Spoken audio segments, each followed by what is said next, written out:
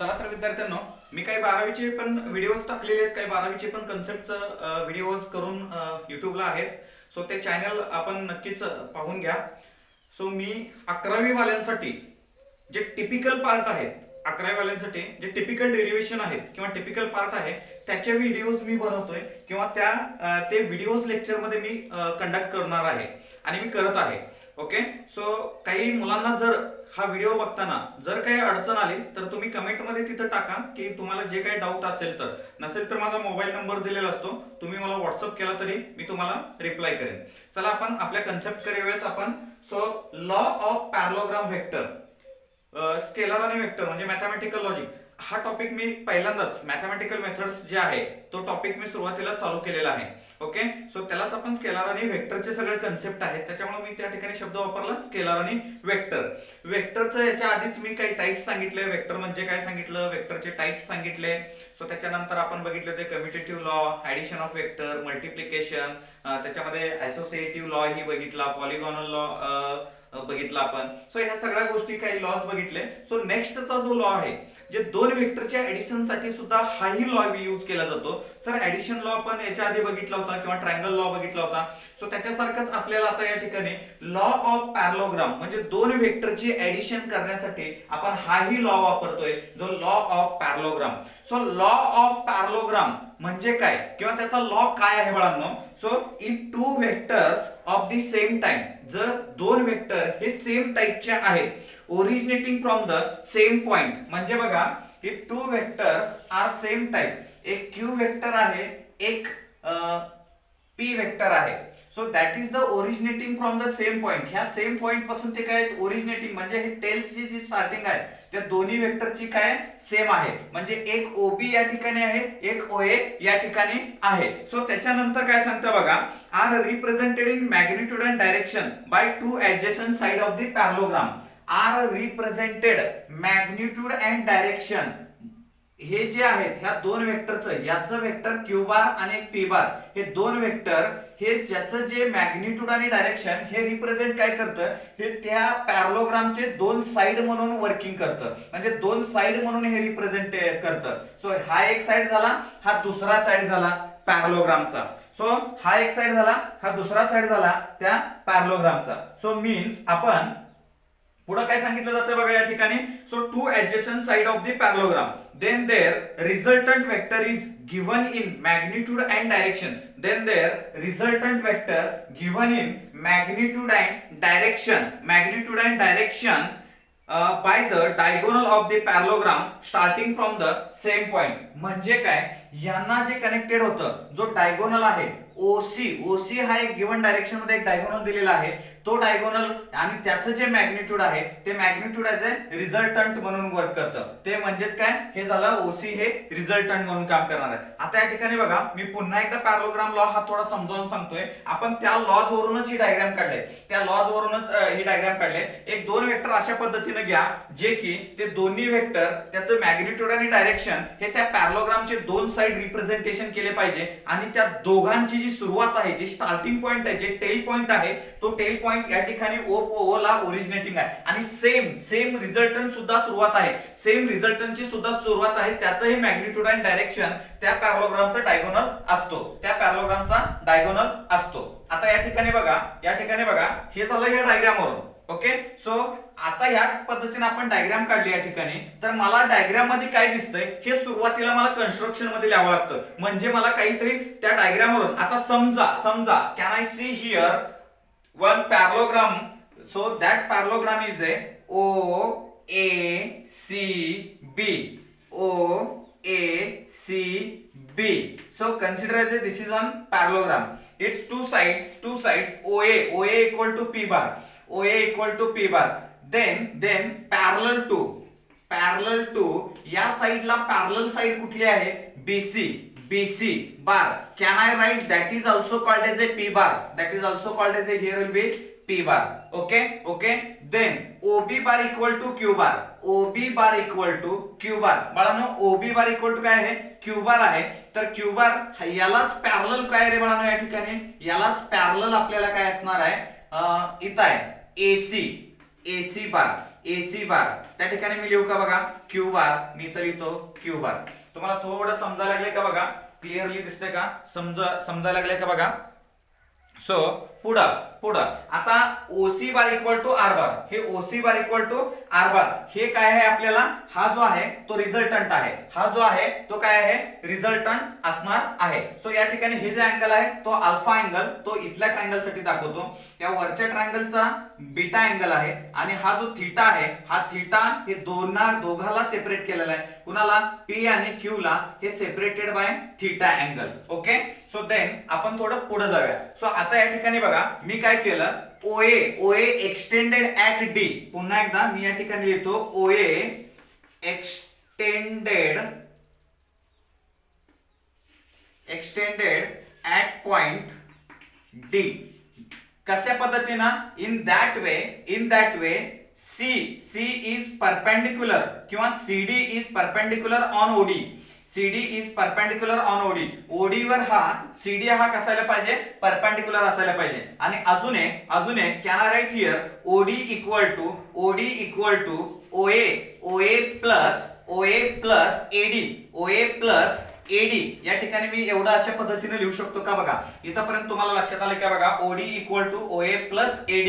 हे मी कशावरून लिहिलं, या खालच्या लाईनवरून. इथं मी एवढा डेटा लिहून ठेवला. सो मी पुढे जातोय पुढच्या पॉइंटला. तर पुढे काय करतो, बाय पायथागोरस इन ट्रायंगल तुम्हाला एक ट्रायंगल दिसतोय का बघा, ODC, in triangle ODC by Pythagoras theorem. मी या ठिकाणी लिहित नाही, तुम्हाला ओरली सांगतोय. So by Pythagoras theorem ODC मध्ये पायथागोरस थेरम तुम्ही इझिली सांगू शकता, इथला हायपोटेन्यूस कुठला आहे, OC square. Hypotenuse square equal to one side square, एक साइड स्क्वेअर काय आहे OD चा square plus another side square CD चा स्क्वेअर. तुम्हाला या ठिकाणी हे लक्षात येतंय का बघा, मी इथं पुन्हा एकदा OC चा स्क्वेअर इक्वल टू OD चा स्क्वेअर प्लस CD चा स्क्वेअर. सो OC चा स्क्वेअर इक्वल टू OD चा स्क्वेअर, हे CD दुसरी बाजू झाली त्याची. सो OD ला can I write here OA plus AD. मी इथं काय करतो, OA प्लस AD हे ब्रॅकेटचा स्क्वेअर प्लस CD चा स्क्वेअर. तर OC square equal to A plus B ब्रॅकेटचा स्क्वेअर. आपल्याला मॅथमॅटिकल फॉर्म्युला माहिती आहे, A प्लस B ब्रॅकेटचा square, A square plus 2AB plus B square, A square plus 2AB plus B square. त्या पद्धतीने आपल्याला हे घ्यायचं आहे. तर OA चा square plus 2OA AD plus AD चा स्क्वेअर प्लस CD चा स्क्वेअर. AD ते AD नव्हतं, इथला AD. ओके, AD चा स्क्वेअर प्लस CD चा स्क्वेअर. तर या ठिकाणी बघा मी दुसरा एक ट्रायंगल बघतोय, इन ट्रायंगल ADC. आता ADC मध्ये मला पायथागोरस सांगा, ADC मध्ये पायथागोरस हा झाला त्याचा कर्ण, हे झाले ही एक बाजू आणि ही झाली दुसरी बाजू. म्हणजे कर्ण बरोबर म्हणजेच काय, AC चा square equal to can I write here AD square plus CD square.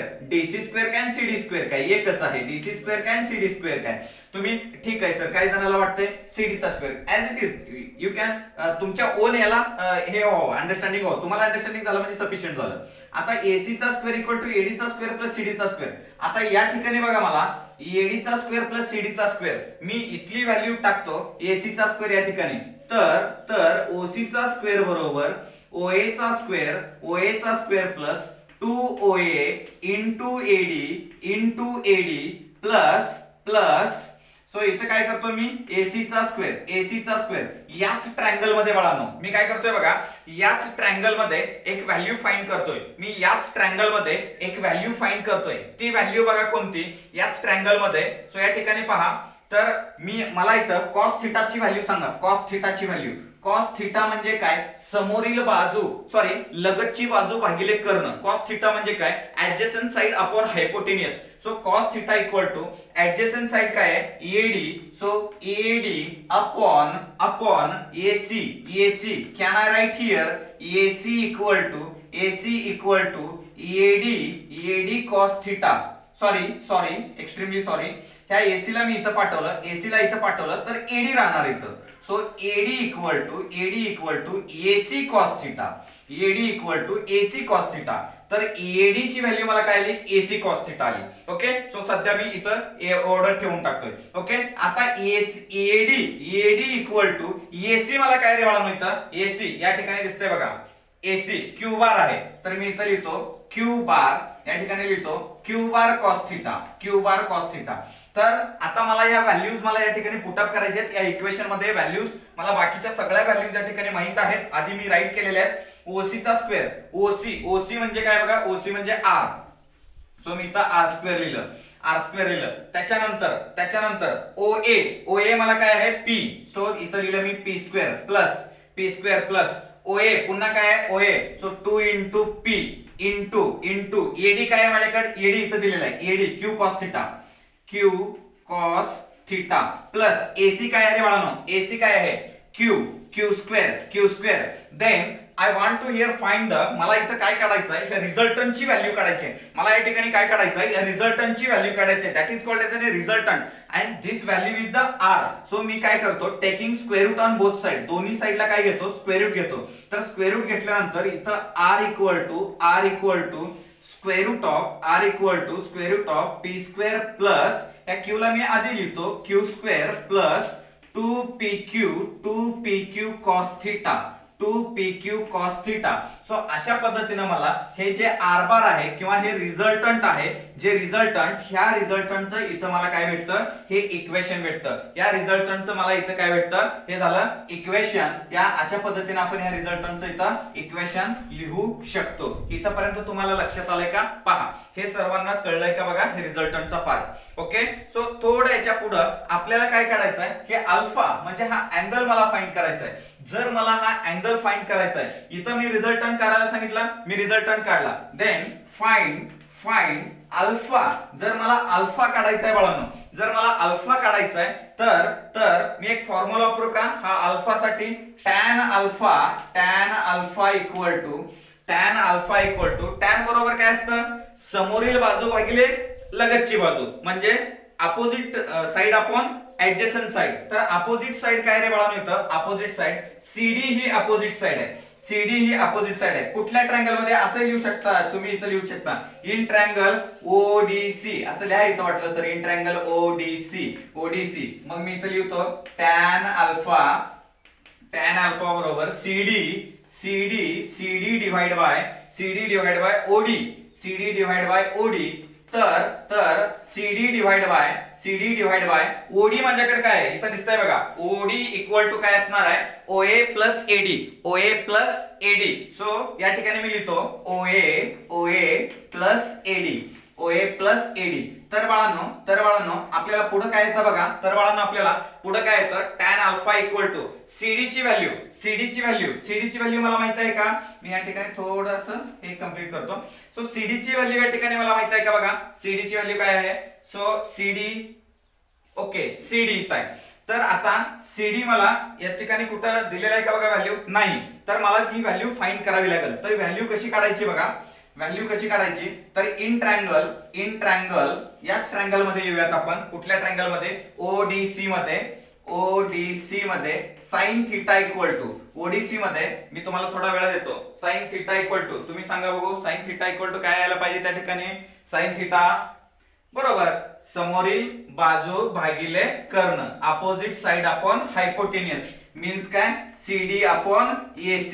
Then CD equal to AC sin theta. Then CD equal to AC म्हणजे काय आपल्याकडे बघा, इथं AC Q bar sin theta. हे झालं मला CD equal to Q bar sine theta. तर मी पुन्हा tan अल्फा इक्वल टू या ठिकाणी लिहितो tan अल्फा इक्वल टू ती व्हॅल्यू बघा, tan अल्फाला व्हॅल्यू काय रे बाळांनो आपल्याकडे, tan अल्फाला त्या ठिकाणी व्हॅल्यू काय आहे बघा, CD upon OA plus AD. तर CD ची व्हॅल्यू मी इथं काढले, CD ची व्हॅल्यू काय काढले, Q bar sine theta divide by OA. परत एकदा OA काय आपल्याकडे, OA P बार आहे. तर या ठिकाणी मी टाकलं P बार प्लस AD काय आहे, AD आपण इथं काढलं ना, AD equal to Q bar cos theta. तर E D equal to Q bar cos theta, E D equal to Q bar cos theta. तर ह्या टॅन अल्फाला ह्या टॅनला पलीकडे पाठवायचं आहे तर इनवर्स होतं. Inverse means 1/10. इनवर्स मीन्स काय 1/10. तर अशा पद्धतीनं इथं अल्फा इक्वल टू या ठिकाणी alpha equal to tan inverse of मी तुम्हाला लॉग टेबल वगैरे शिकवताना तेव्हा सांगेन मी. So Q bar sine theta upon P bar plus Q bar cos theta, P bar plus Q bar cos theta. या ठिकाणी तुम्हाला हे झालं तुमचं final answer alpha equal to tan inverse of Q bar sine theta upon P bar plus Q bar cos theta. So अशा पद्धतीनं हे complete derivation हे आहे लॉ ऑफ पॅरलोग्राम वेक्टर. हे 4 मार्कासाठी 11वीला खूप इम्पॉर्टंट डेरिव्हेशन असणार आहे. हे डेरिव्हेशन हे झालं रिझल्टंट आणि हा झाला अल्फा म्हणजे त्याचा अँगल, हे झाला त्याचा अँगल. Okay, thank you.